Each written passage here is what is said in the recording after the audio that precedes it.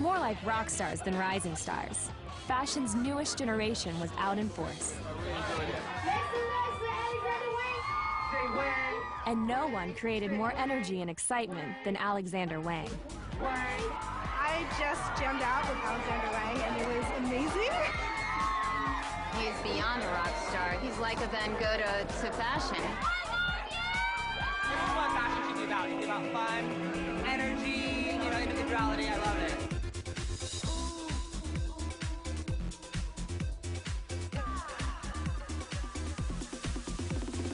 Alexander Wang's meteoric rise began in 2006 at the age of 22, when the San Francisco-born design school dropout launched his first line. I decided to take an opportunity and take a chance and try something, and then if it didn't work out, I could always go back to school.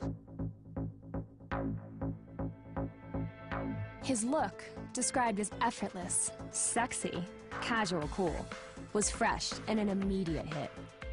And its success marked the culmination of a dream more than a decade in the making. It started as something that I loved to do when I was, young.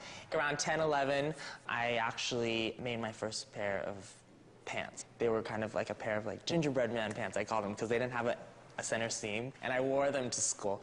And within the first hour of me sitting down, they completely split open, and it was the most embarrassing thing. Wang's technique improves with age, capturing the attention of the fashion industry.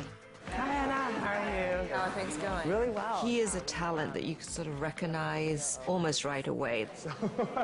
He knew he wanted to dress his own generation at a certain price in a certain way. And then an influence kind of Japanese origami. It's all one piece on the top. And then Anna Wintour has been very supportive since a very early stage of my career. This idea of kind of industrialization on really raw and organic materials. The young designers that we're helping today will be the future of American fashion. I just my mom and my brother and my sister-in-law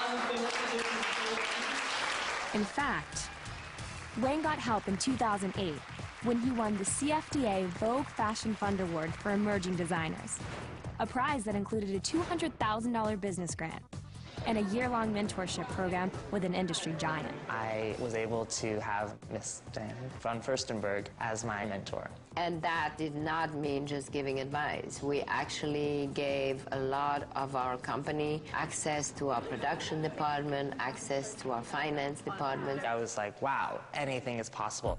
I'd just like a little bit of blouson back here, maybe another 2 inches. Is it going to be this shape? Let's see something. Let's do a twist like that. Cool. Most designers are creative people. They think outside the box. Drop 1.5 inches. But they don't really know how to translate that into making something and selling it. So we can help them understand the business side of fashion. For the young designers starting out, they have to be careful. You have to take a long-term point of view. We're going to talk to you about the 3 different ideas. Think about who you are, what your signature is, what this brand will be one day. It's a learning curve. Fashion is a business. At a certain point, you evolve and to challenge yourself. How do you take that now and put it into a showroom, present it as a collection? Not this style, though. No, not this shape. It's know who your customer is, what stores you're selling to, what magazines you want to be involved with. So much of what excites me is the challenge of doing something that's creative, but at the same time that is commercially successful. Something that's sold, that people can buy and that they can wear. It's not just buying a coat. Without people buying things, certain people can't make money to buy food. And then it pays the sales associate, it pays the electrician who put the lights up, it pays the people who painted the walls. There's so many people involved in this industry that only some people actually get to kind of represent it. With his name on the label, there is a constant pressure to both perform and create. You're only as good as your last collection, and as everyone knows, fashion is always changing, so you can't stay stagnant either. People always ask me, how do I get inspired? Some of the hair is even kind of tucked in. It's not necessarily taking a trip somewhere, sketching for 2 weeks and then coming back. It's usually kind of my walk to work, or, we're in a fitting and something rips, and I'm like, wait, that looks really cool, or a trash bag gets stuck on my foot, and I'm like, wait, that looks like a really cool shoe. As his sales figures prove, Wang's unique aesthetic has struck a nerve with fashionistas. The last 2 years have been an exhilarating ride. This year, we're projecting close to about 50 million conservatively for the company. Our business tripled in size. We're going to be moving a whole other portion of our company down to this floor.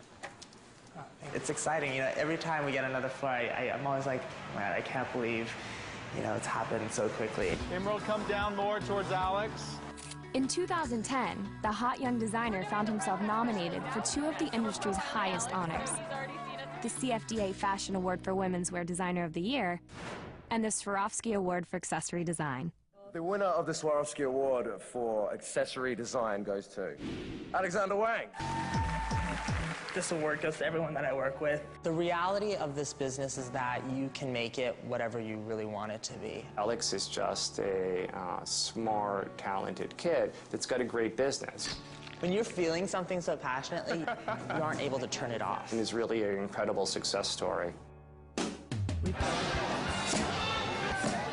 a very lucky kid, and I feel so blessed every day that I can wake up and go to work and live out my dream.